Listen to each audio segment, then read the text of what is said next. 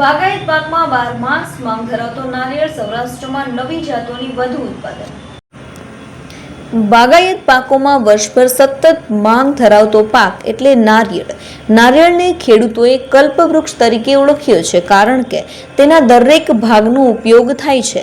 લીલું નારિયેળ, સૂકું નારિયેળ, નારિયેળનું પાણી, તેલ, થડ, પાન અને છાલ તમામમાંથી કોઈક ને કોઈક રીતે આવક મેળવી શકાય છે। આ કારણે નારિયેળને પાક ખેડૂતો માટે લાંબા ગાળાની સુરક્ષિત આવકનો સ્ત્રોત બની રહ્યો છે। સૌરાષ્ટ્ર વિસ્તારમાં છેલ્લા કેટલાક વર્ષોમાં નારિયેળના વાવેતરમાં વધારો જોવા મળી રહ્યો છે। ખાસ કરીને અમરેલી, ભાવનગર, જૂનાગઢ, ગીર સોમનાથ અને દેવભૂમિ દ્વારિકા જિલ્લાના કેટલાક વિસ્તારોમાં નારિયેળનું વાવેતર કરવામાં આવે છે। દરિયા કિનારા નજીક વિસ્તારોમાં હવામાન અને જમીન નારિયેળ માટે અનુકૂળ હોવાથી અહીં ઉત્પાદન સારું મળે છે। નવી સુધારેલી જાતો અપનાવવાથી હવે અગાઉ કરતાં વધુ ઉપજ મેળવી શકાય છે। કૃષિ વિજ્ઞાન કેન્દ્રના વિષય નિષ્ણાંત રમેશ રાઠોડ જણાવે છે કે નારિયેળ બાગાયત પાકોમાં અત્યંત મહત્વનો પાક છે। ખાસ કરીને ડીટી વેરાયટી તેમજ F2 વેરાયટીનું વાવેતર સૌરાષ્ટ્રના દરિયાકાંઠા વિસ્તારમાં સફળ સાબિત થયું છે। ડીટી વેરાયટીમાં ઉત્પાદન વધુ અને ગુણવત્તા સારી મળતી હોવાથી ખેડૂતોમાં તેની પસંદગી વધી રહી છે। યોગ્ય સંભાળ રાખવામાં આવે તો એક બગીચો લાંબા વર્ષો સુધી નિયમિત આવક આપી શકે છે। તેમણે વધુમાં જણાવ્યું કે હાલ કેટલાક વિસ્તારોમાં સફેદ માખીનો ઉપદ્રવ જોવા મળે છે, જેનાથી પાકને નુકસાન થાય છે। ઉપરાંત યોગ્ય બિયારણનો અભાવ અને જૂના બગીચા હોવાને કારણે કેટલાક ખેડૂતોએ ઓછું ઉત્પાદન આપતા બગીચા કાપવાની ફરજ પડી છે। જોકે જો ખેડૂતો સમયસર રોગ જીવાત નિયંત્રણ, સંતુલિત ખાતર અને યોગ્ય પોષણ આપે તો બગીચાનું આયુષ્ય અને ઉત્પાદન બંને વધારી શકાય છે। નારિયેળના પાકની સૌથી મોટી ખાસિયત એ છે કે તેની બજારમાં 12 માસ માંગ રહે છે। લીલા નારિયેળનું વેચાણ ઉનાળામાં વધુ થાય છે, જ્યારે સૂકું નારિયેળ અને તેલની માંગ આખું વર્ષ રહે છે। માર્કેટમાં નારિયેળને સારા ભાવ મળતા હોવાથી ખેડૂતને સ્થિર આવક રહે છે। સાથે નારિયેળ આધારિત મૂલ્યવર્ધિત ઉત્પાદનો બનાવવાથી આવકમાં વધુ વધારો કરી શકાય છે।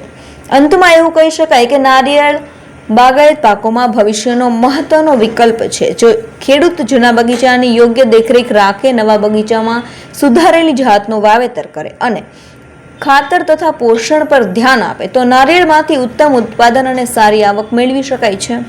સૌરાષ્ટ્રના ખેડૂતો માટે નારિયેળ ખરેખર એક કલ્પવૃક્ષ સાબિત થઈ રહ્યું છે। ખાસ કરીને આમ નારિયેળીનો પાકની જો વાત કરીએ તો નારિયેળી કલ્પવૃક્ષ ગણાય, કારણ કે એના દરેક ભાગનો ઉપયોગ ક્યાંક ને ક્યાંક થાય। નારિયેળીના લીલા ત્રોપાનો ઉપયોગ થાય, સૂકા નારિયેળનો આપણે શ્રદ્ધા તરીકે નારિયેળ તરીકે ઉપયોગ કરતા હોય, એનું જે થડ છે, એના પાંદડા છે, એની સળીઓ, એટલે દરેક ભાગનો કહેવાનો અર્થ ઉપયોગ થાય।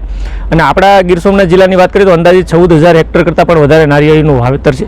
નવા નારિયેળીના વાવેતર કે નવી જે જાતો છે, ખાસ કરીને ડીટી વેરાયટીઓનું પણ ખૂબ મોટા વિસ્તારની અંદર વાવેતર થતું હોય, F2 વેરાયટીઓ પણ, દેશી, આવી ઘણી જાતની નારિયેળીની જાતોનું વાવેતર થતું હોય છે।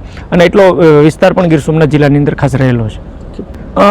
ઘણી જગ્યાએ ઘણા પ્રશ્નો પણ દરેક પાકની અંદર આવતા, એમ નારિયેળીની અંદર એક સફેદ માખીનો જેને કહેવાય રૂગોસ્પાયરિંગ વ્હાઇટ ફ્લાય, એટલે કે સફેદ માખી ખેડૂત મિત્રો કરતા હોય અને મચ્છી તરીકે ઓળખતા હોય ઘણી વખત, એ માખીનો પ્રશ્ન છે।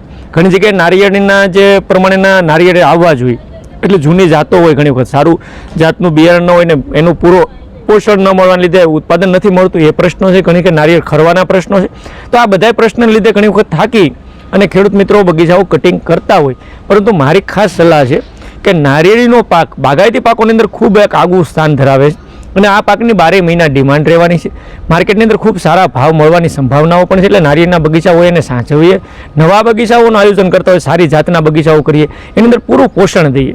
ખાતરની અંદર ઘણી બધી 1-2 પ્રકારના ન્યુટ્રિયન્ટ આપી દેતા હોય, સાથે સૂક્ષ્મ તત્વોના ખાતરો, એરંડીનો ખોળ, લીંબોળીનો ખોળ, સાણિયું ખાતર, અળસિયાનું ખાતર, ઘન જીવામૃત, ઓર્ગેનિક જે દવાઓ છે, પ્રાકૃતિક દવાઓ, 10 અર્ક, નિમાસ્ત્ર, લીંબોળીના અર્કની જે પણ દવાઓ બજારની મળતી એનો સ્પ્રે કરી અને સફેદ માખીને અટકાવવા માટે બિવેરિયા બાજિયાના નામની જૈવિક જંતુનાશક દવા અથવા તો એઝાડિક્ટિન જે અલગ ppmનું મળતું એનો સ્પ્રે કરીએ, ખૂબ સારી રીતે આપણું નિયંત્રણ થશે અને નારિયેળના બગીચાઓ બચશે અને ઉત્પાદન પણ મળશે।